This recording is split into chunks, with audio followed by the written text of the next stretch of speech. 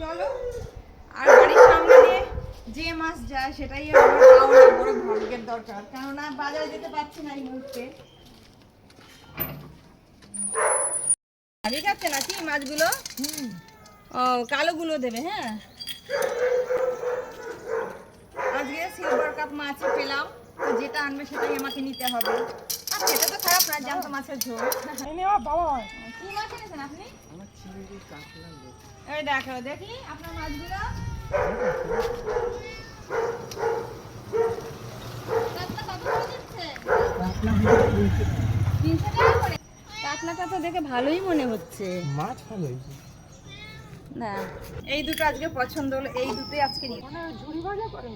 হ্যাঁ হ্যাঁ, এই জন্য কাঁটাটা মাঝখান থেকে তুলে ফেলে দিই। আরে দাঁড়া, ওটা খাবার জন্য এখন ওর খিদে পেয়ে গেছে, সকাল 8টা বাজে কিনা সন্দেহ। আজকে 3 রকমের মাছ নিলাম।